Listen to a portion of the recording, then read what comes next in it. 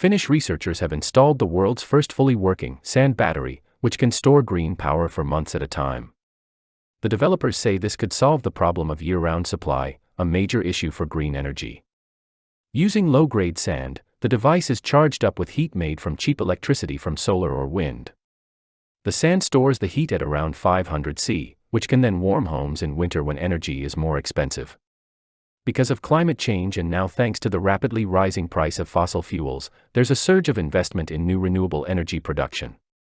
But while new solar panels and wind turbines can be quickly added to national grids, these extra sources also present huge challenges. Right now, most batteries are made with lithium and are expensive with a large, physical footprint, and can only cope with a limited amount of excess power.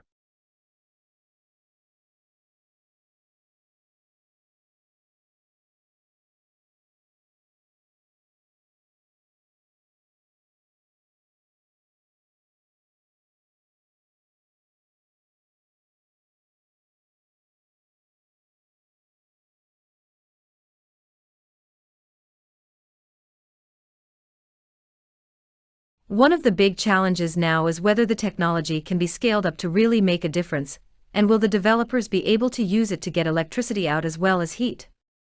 The efficiency falls dramatically when the sand is used to just return power to the electricity grid. In many areas of expertise, ranging from music, dance, art, and literature to sports, chess, mathematics, science, and foreign language acquisition, there is abundant evidence that young people differ from one another in their attainments and in the apparent ease with which they achieve them. Even within a family there may be marked differences. For example, a child who struggles at a musical instrument without much success may be overtaken by a younger sibling.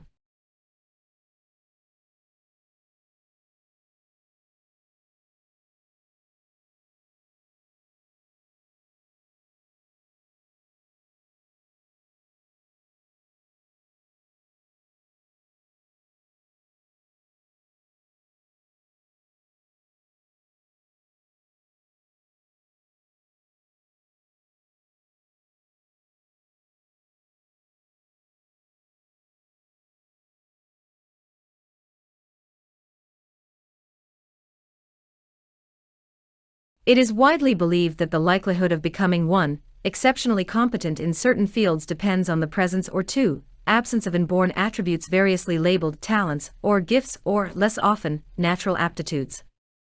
According to an informal British survey, more than 3/4 of music educators who decide which young people are to receive instruction believe that children cannot do well unless they have special innate gifts. Davis 1994.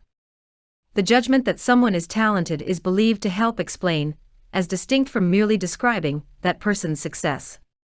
It is also widely assumed that the innate talent that makes it possible for an individual to excel can be detected in early childhood.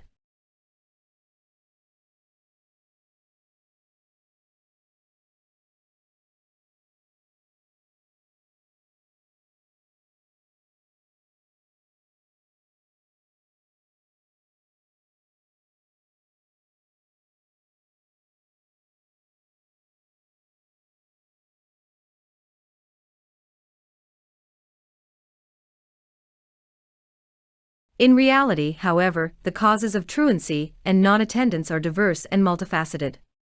There are as many triggers of non-attendance as there are non-attenders. Each child has her own unique story, and whilst there may often be certain identifiable factors in common, each non-attending child demands and deserves an individual response, tailored to meet her individual needs.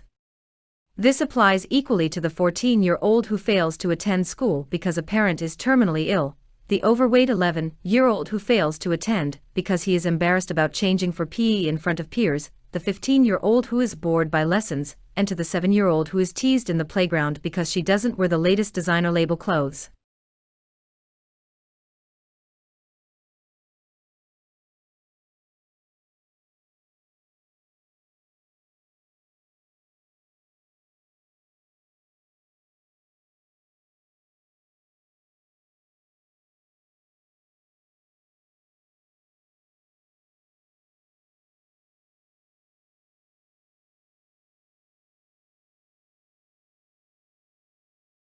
A team in the University of London found that people who went with their initial response on a test of visual perception Questions included picking out an anomaly and a pattern of symbols, did better than those who were given more time to ponder.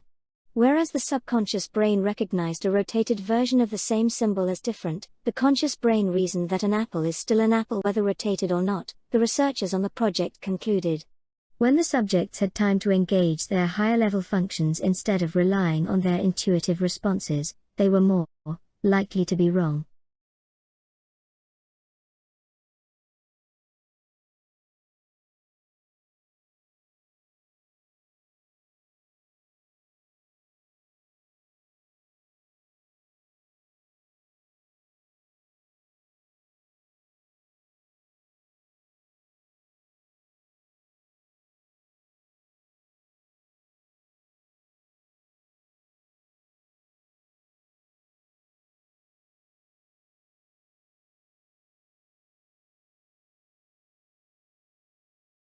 Imagine a time in the not-too-distant future when your power comes from a seamless mix of renewable energy and traditional sources.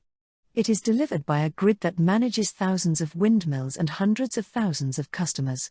Computer-controlled, the grid is able to manage instant variations in supply and demand and provides a real-time power balance. Far more complex than anything in existence today, it is called a smart grid. This technology is a new frontier in power supply and seen as a green solution to current outdated management systems. When introduced, smart grids will result in energy savings and will allow consumers a choice in their electricity charges and to be able to select the cheapest time slots.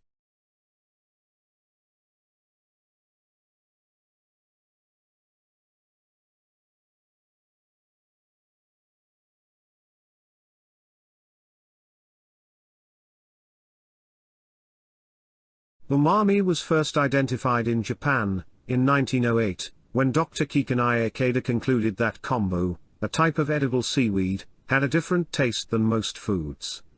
He conducted experiments that found that the high concentration of glutamate in kombu was what made it so tasty. From there, he crystallized monosodium glutamate, MSG, the seasoning that would become popular the world over. Decades later, umami became scientifically defined as one of the 5 individual tastes sensed by receptors on the tongue. Then in 1996, a team of University of Miami researchers studying taste perception made another breakthrough. For an authentic approach, researchers built various types of equipment failures into the grid to test the system. And it works.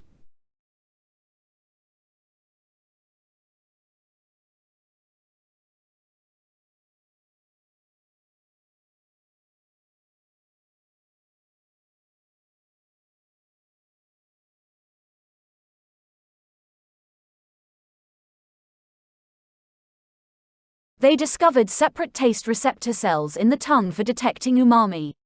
Before then, the concept was uncharted.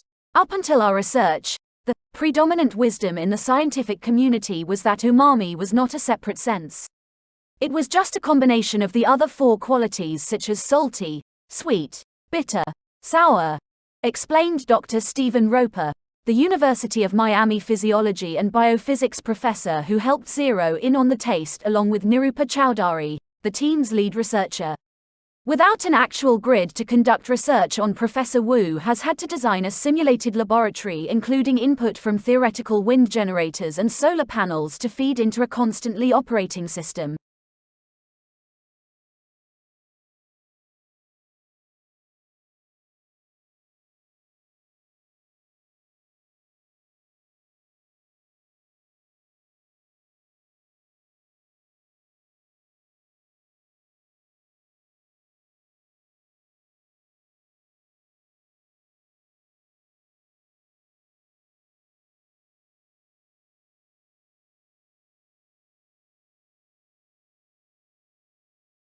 The practice of giving storms personal names appears to have originated with Clement Wragg, an Australian meteorologist who in the 1890s entertained himself by naming storms after women, mythical figures, and politicians that he didn't like. The modern system of using personal names developed during World War II, when meteorologists began using women's names, often those of wives or girlfriends, instead of cumbersome designations based on latitude and longitude. Short and quickly understood, Names were easier to transmit over the radio and easier to keep straight if there was more than one storm in a given area. The system was formalized in 1953 when the National Weather Service put together an alphabetical list of female names to be used for storms in the Atlantic Basin.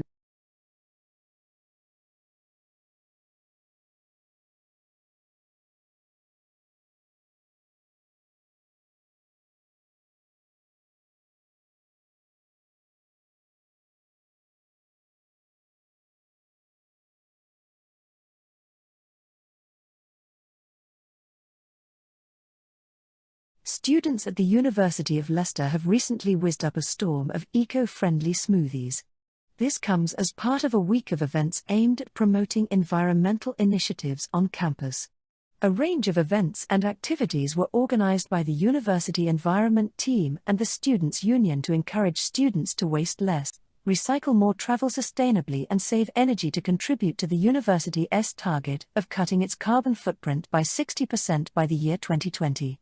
The highlight of the week was a cycle-powered smoothie maker. Students rescued fruit from Leicester Market which would otherwise have been thrown away and salvaged it to create delicious smoothies. No electricity was used as the fruit was whizzed up in a blender attached to the back of a bike pedaled by enthusiastic student volunteers.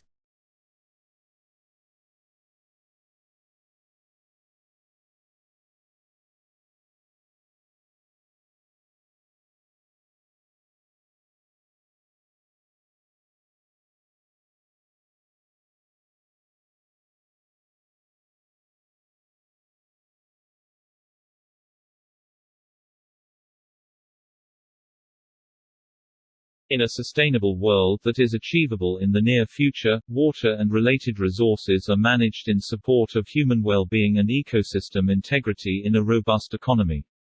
Sufficient and safe water is made available to meet every person's basic needs, with healthy lifestyles and behaviors easily upheld through reliable and affordable water supply and sanitation services, in turn supported by equitably extended and efficiently managed infrastructure.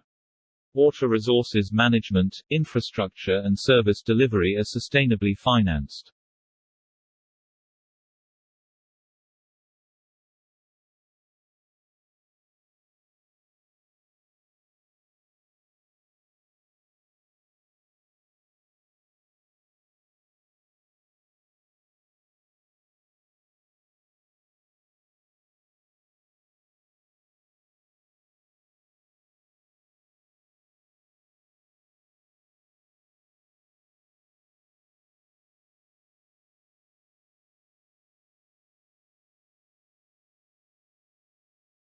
There are so many reasons why, from fast food marketing to agriculture subsidies, but one contributing factor is the slow death of cooking, and the rise of the restaurant meal.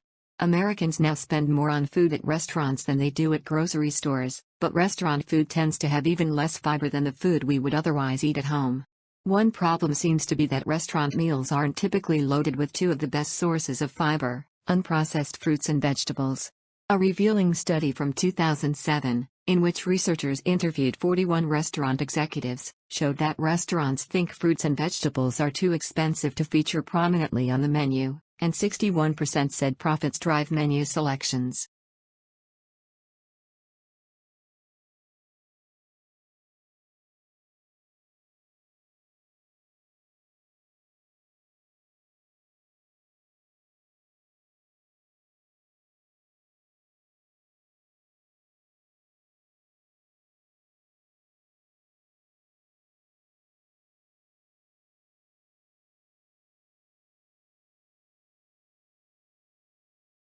A massive tow truck worked Saturday to remove the remains of a burned-out oil tanker that exploded in a giant fireball overnight near the capital of Sierra Leone.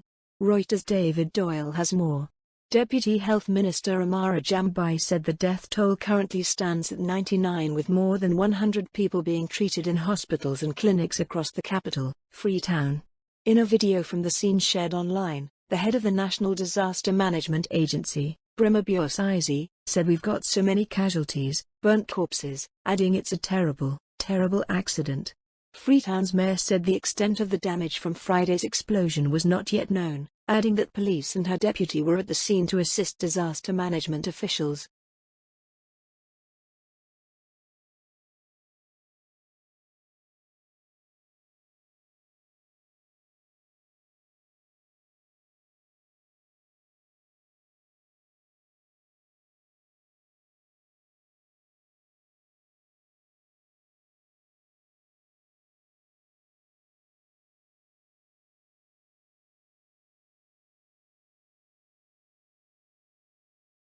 UNICEF is warning that schools in Haiti are increasingly at the mercy of gangs, with children becoming targets of robbery or ransom.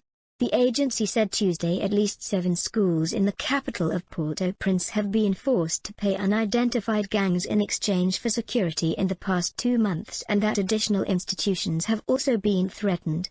The warning comes days after authorities said gang members killed a university professor they had recently abducted. In addition, U.S. and Haitian authorities are still trying to secure release of 17 missionaries from a U.S. religious organization who were kidnapped on October 16 near the capital.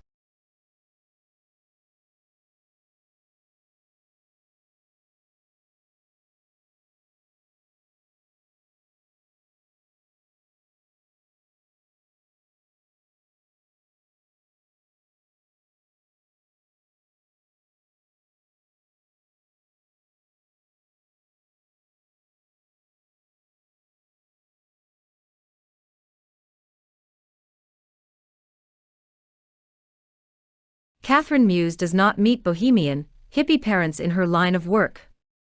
Typically one or both of the parents she sees work in the City of London. Professionals seek professionals, she says.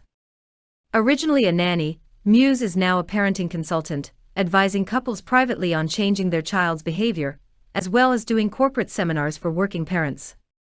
Her clients find they are unprepared for the chaos and unpredictability that having a child can entail. Parents are getting older, they have been in control their whole lives and been successful. Suddenly a baby turns up and life turns on its head. Nicknamed the 3-day nanny, of her pledge to fix behavioral problems in children under the age of 12 within 3 days, she is filming a new Channel 4 television series demonstrating her techniques. The role of the parenting consultant, distinct from that of a nanny, has developed, she says, as people are used to buying in expertise, such as personal trainers or, in her case, parenting advice.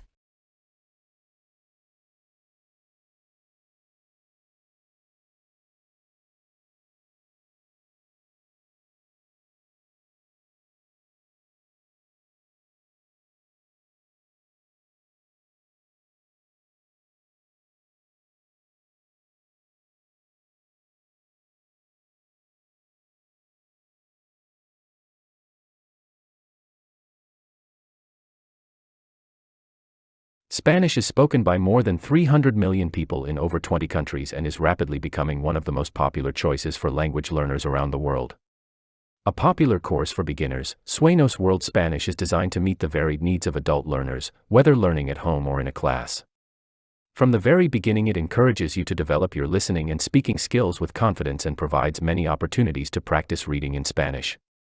Using the extensive range of media available, from the course book to the audio CDs or cassettes, to the popular accompanying television series and free online activities, Sueños World Spanish can help you reach the equivalent level of a first qualification, such as GCSE.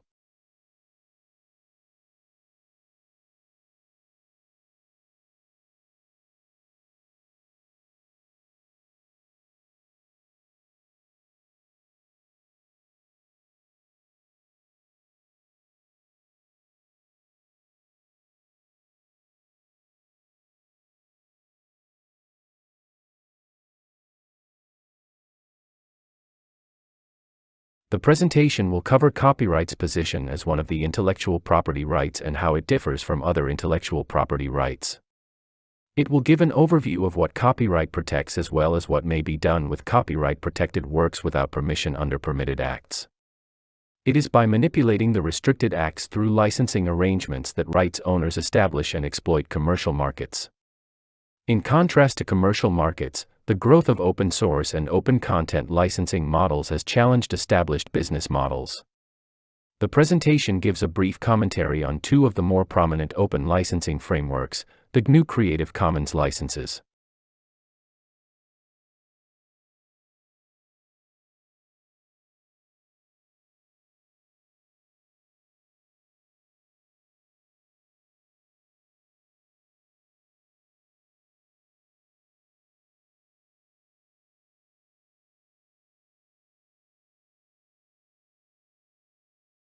The speed of sound, otherwise known as Mach 1, varies with temperature.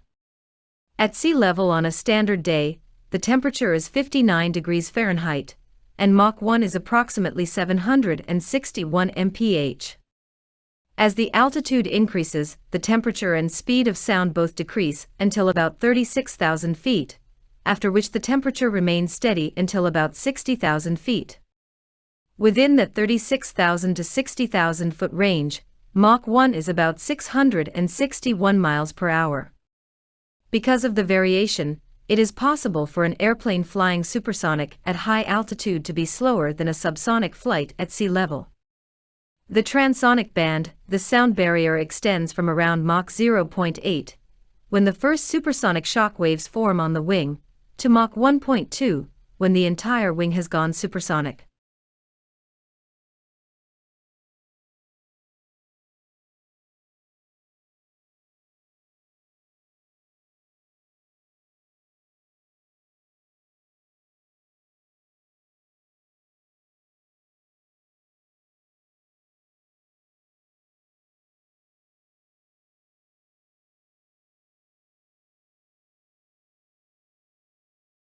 Individual human beings are relatively powerless creatures, no match for lions or bears.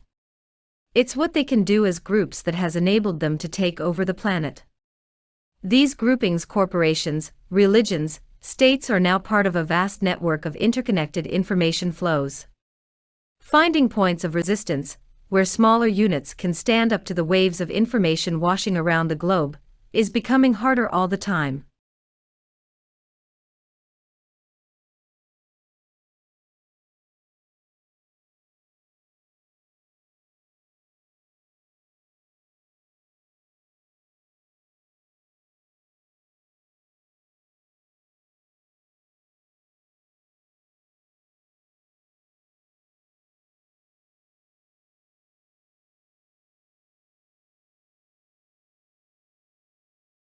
Used in a variety of courses in various disciplines, asking the right questions helps students bridge the gap between simply memorizing or blindly accepting information, and the greater challenge of critical analysis and synthesis.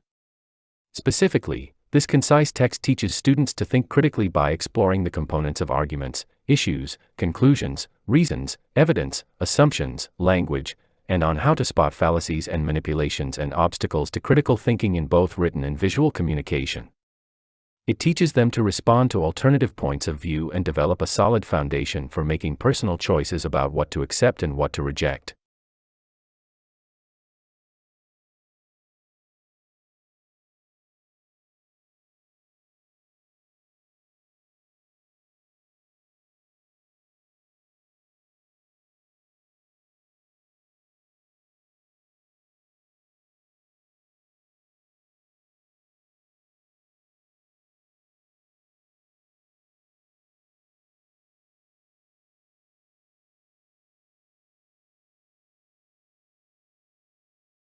First, the scientific community that studies climate change is quietly panic-stricken, because things are moving much faster than they expected.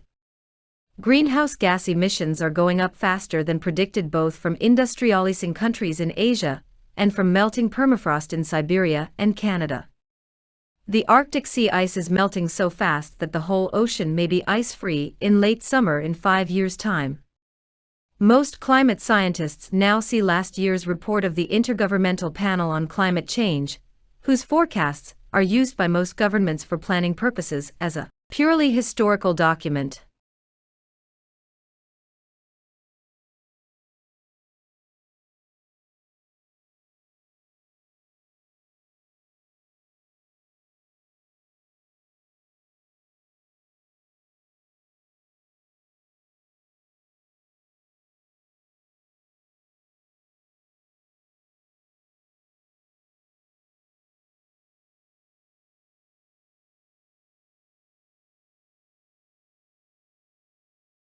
Second, the biggest early impact of global warming will be on the food supply, both locally and globally.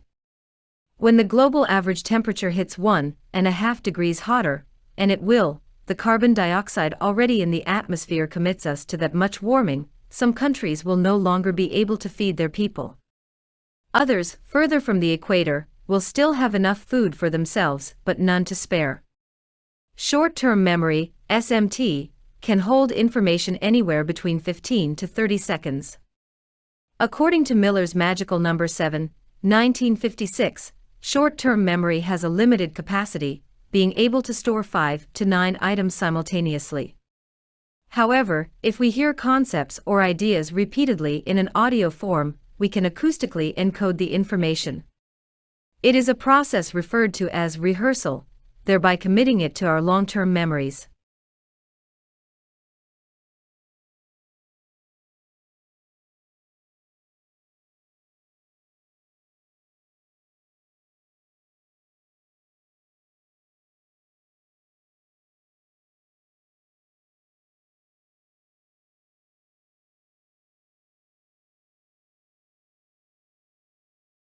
As digitalization and smart automation progress, many will see their jobs altered.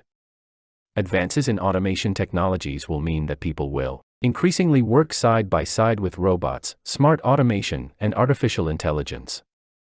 Businesses will look for employees who are good at the tasks that smart automation struggles to do and that add value to the use of smart automation. In the past, technological progress has had a positive impact on our society, increasing labor productivity, wages, and prosperity. Right now, a new technological wave of digitalization and smart automation, combinations of artificial intelligence, robotics, and other technologies, is fundamentally transforming the way we work, at an unprecedented pace. For example, data analytics, the Internet of Things, and drones are already used in many industries to make production processes better, faster, and cheaper. We already see shifts in the structure of employment, in industries, tasks, educational levels, and skills.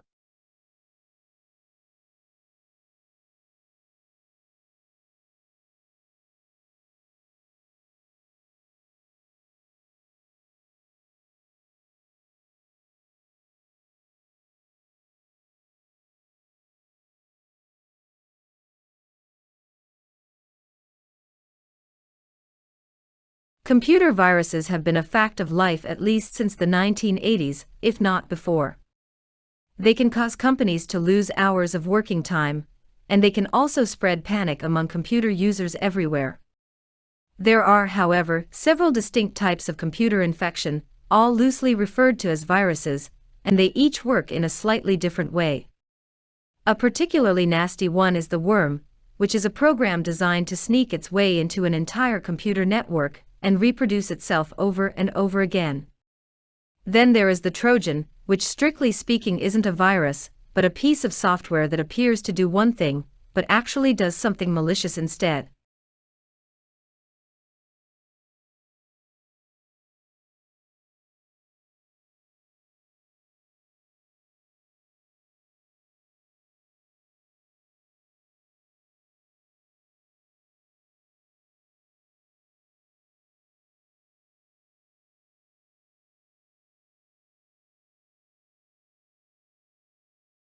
When the unsuspecting operator introduces it into the computer, the alien program will take over the machine. With Trojans, you have to be particularly careful because they can often be introduced by way of a message advertising an antivirus product. So, what motivates someone to introduce a virus into the computer systems of innocent victims?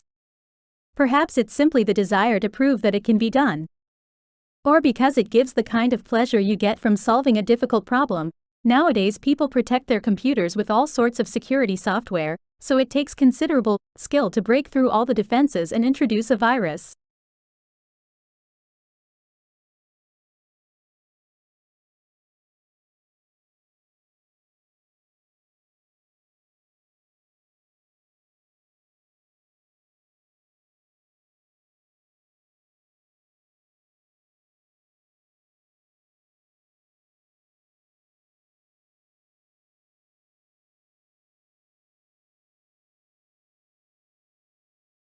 The primary goal for this year-long campaign, founded by the English lawyer Peter Benenson and a small group of writers, academics and lawyers including Quaker peace activist Eric Baker, was to identify individual prisoners of conscience around the world and then campaign for their release. In early 1962, the campaign had received enough public support to become a permanent organization and was renamed Amnesty International. Under British law, Amnesty International was classed as a political organization and therefore excluded from tax-free charity status. To work around this, the Fund for the Persecuted was established in 1962 to receive donations to support prisoners and their families.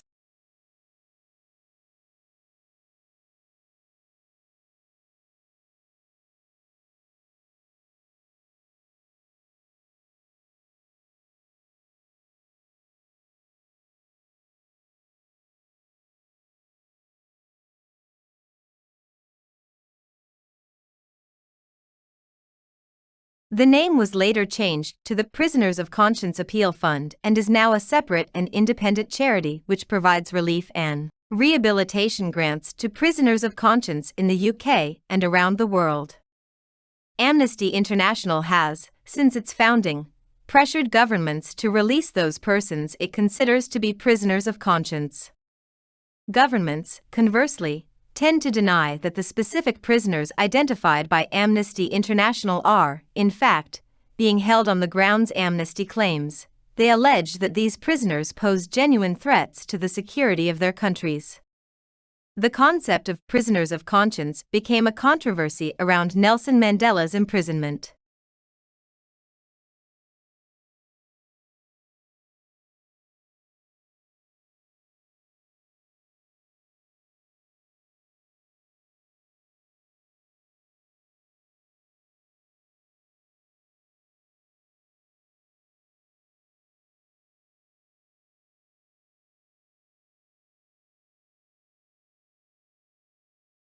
Nissan will overhaul the inspection process for its Japan-destined vehicles for the first time in decades as the carmaker seeks to address a widening inspection scandal that has forced it to suspend production for the domestic market.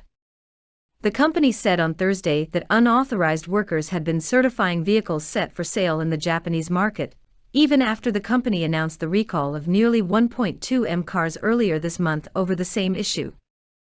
With investors increasingly concerned about Japan Inc.'s adherence to standards, concerns that were most recently inflamed by the Kobe Steel data falsification scandal, the news pushed Nissan shares down 1.6% on Friday, and also weighed on the prices of its suppliers.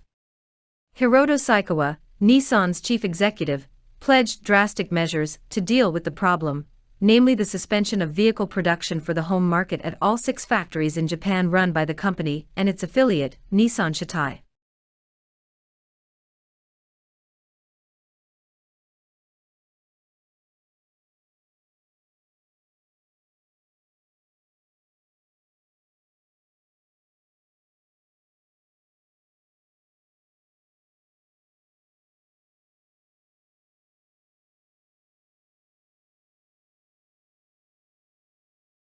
The heart functions as a pump at the center of the circulatory system. In humans, it is located in the chest cavity, between the lungs, a bit to the left. The heart consists of 4 chambers surrounded by a very strong muscular wall, the myocardium. The upper chambers, the right and left atria, receive blood entering the heart, and the lower chambers, the right and left ventricles, pump the blood out of the heart, via the pulmonary and the systemic circulatory systems. The 2 systems work as follows. Blood from the body enters the right atrium, is passed into the right ventricle, and from there is propelled through the pulmonary artery to the lungs. In the lungs, the blood releases carbon dioxide and absorbs oxygen and is then transported back to the heart into the left atrium. From here it passes into the left ventricle, which pumps the oxygenated blood around the body.